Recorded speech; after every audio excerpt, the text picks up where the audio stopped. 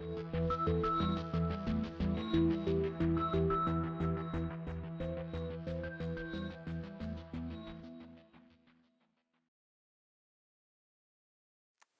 Munich Security Conference came at an incredible time in the backdrop of the worst humanitarian crisis in Europe since World War II.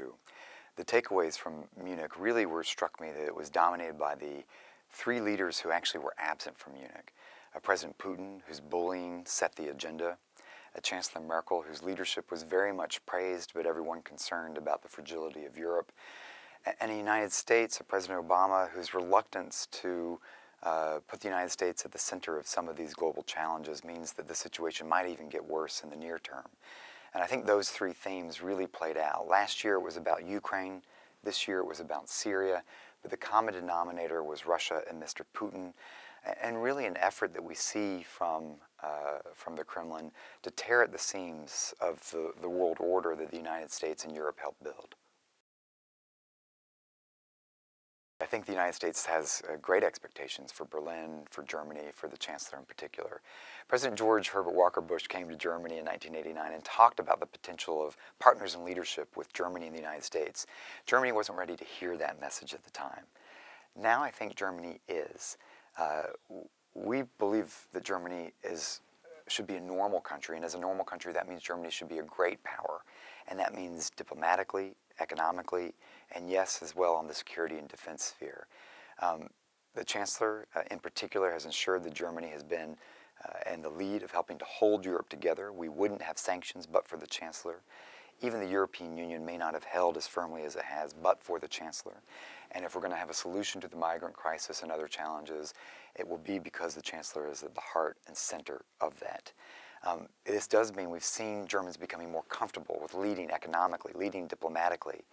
We're prepared to see the Germans become more partners with us, with the Brits, with the French on security and defense as well.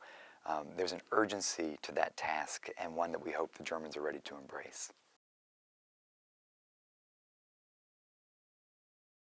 So right now Europe is facing incredible historic challenges, being challenged from the mischief-making from the east and from the collapse of states in the south, and yet there's a real challenge and weakness at the core of Europe right now. Part of what is essential, I think, to help us weather this is to keep the transatlantic unity strong, to bolster the alliance itself, the NATO alliance, while ensuring that the European Union holds. So part of what we're hoping to see play out, if you're going to deal with the challenges from the East and the South, the greatest check on Mr. Putin's games, if you will, is a united Europe and a strong alliance. And so as we head to a Warsaw summit, it's important to see a strategy that bolsters the alliance, moves it east, keeps the alliance unified, both in being able to deter potential adversaries and deter any potential games from the Kremlin, while also focusing on projecting stability. The European Union holding together on sanctions, holding together by keeping the United Kingdom in, by remaining strong is the best hope that Europe has to manage issues, whether it's efforts from the Kremlin to divide Europe or to manage the refugee crisis in a coherent way.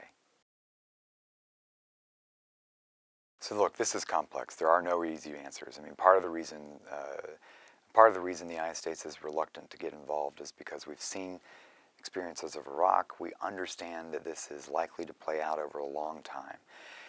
That said, by sitting back, we're seeing the problems on the streets of Germany today. We actually don't have the luxury to not be involved.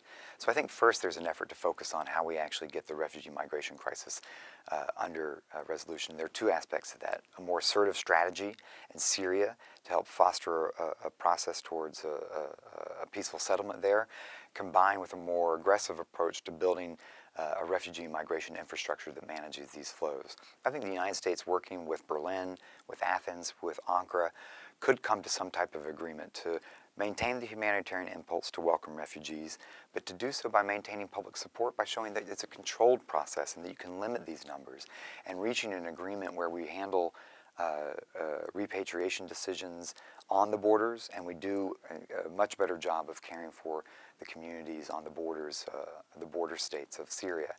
But you've got to combine that with a much more assertive policy in terms of the assertive policy in Syria, policy how we actually destroy ISIL, Daesh, while sustaining and supporting the Syrian opposition force to Assad. And it's going to take a doubling down on the politics, on the humanitarian side, and on a military strategy.